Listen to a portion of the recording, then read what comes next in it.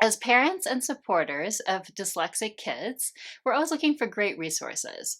And today we're going to talk about our top 3 book recommendations for wherever you're at in your dyslexia journey.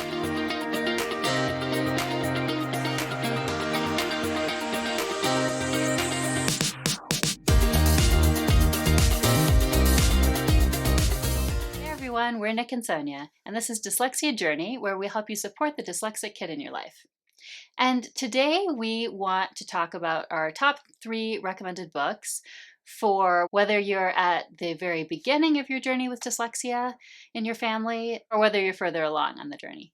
All right, so the first book on our list today is called The Dyslexic Advantage by Eide and Fernette Eide, who are both medical doctors and founders of the Dyslexic Advantage organization. This is a book that I read a while back, actually, long before we started Dyslexia Journey, and they recently released a revised edition, which I took another read through. So this book, there's a few things I like about it. First of all, is it really takes a strength-centered approach.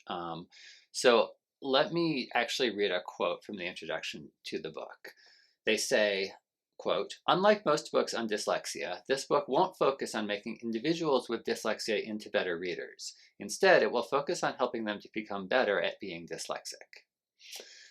So the way this book is structured is that it first dives into the biological basis for dyslexia. And so it turns out that there are observable brain differences that lead to many strengths, as well as the more well-known difficulties with reading and writing. And so I'll just read one more quote from the book. They say, "Dyslexia, or the dyslexic processing style, isn't just a barrier to learning how to read and spell.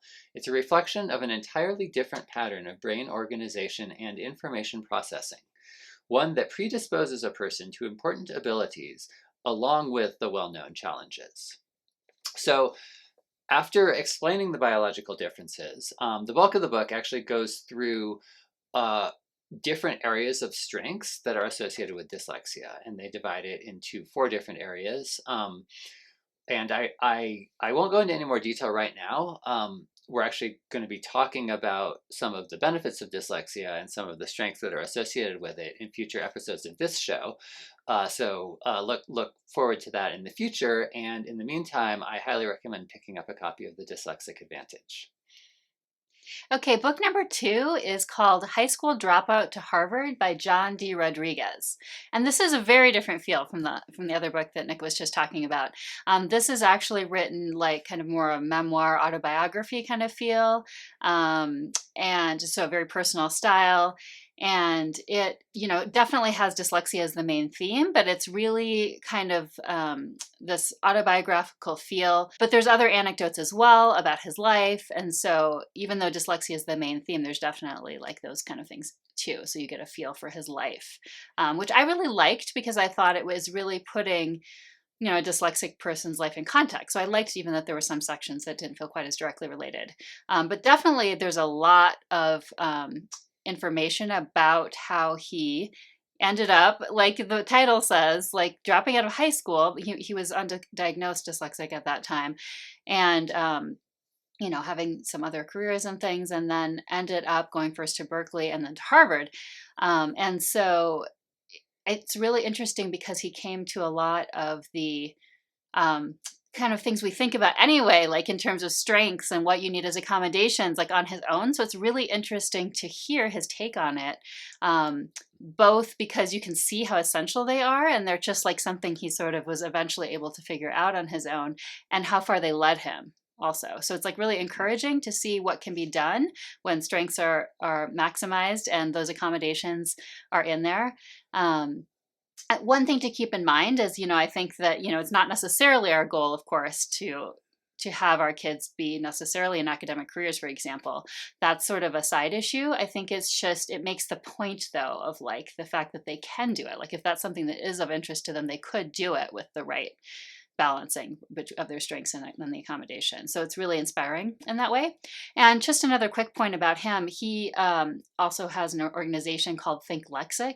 You can look it up online, and it is an organization that both celebrates the strengths of being dyslexic by having different art and technology offerings to students, dyslexic students, and also has teacher trainings. And one more thing about this book that I appreciated before we move on to our third recommendation was that insider perspective, as you guess you might get from a autobiographical novel. But he really did a good job, I thought, of explaining the dyslexic experience. For example, in one place, he was speaking about I don't even know what they're called exactly, but the machines that you can supposedly be looking at the world more like it is for a dyslexic person. And he was kind of describing how that sort of shows the challenges, but he tried to explain actually what it was like, more the sort of overall like viewing of the world, which he said it was missing. It was missing just sort of the context of the richness almost of the world, I guess, and its visual connections. So that was really interesting too. Okay, so our third and final book for today that we are recommending is called Dyslexia Land by Cheri.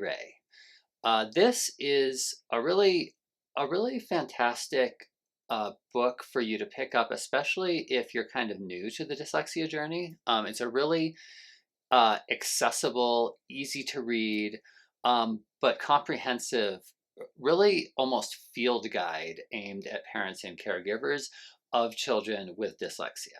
Mm-hmm. And I have to say, after reading it, I really wish I'd had it like earlier on in my dyslexia journey, just partly because it is so comprehensive and includes, so many aspects and age levels.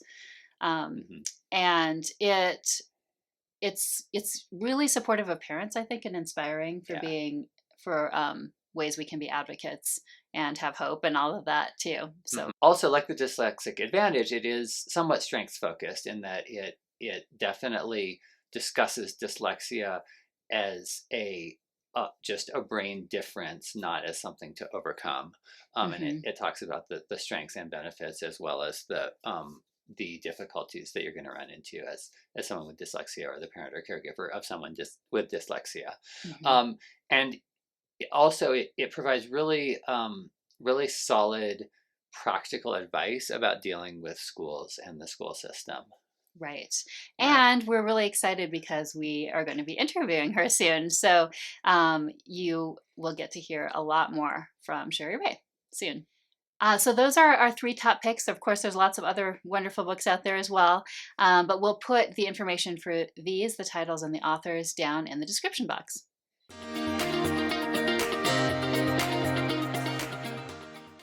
We haven't done this for a while, have we? No. All right, now we got it because we got stuff. We can go backwards from the beginning again.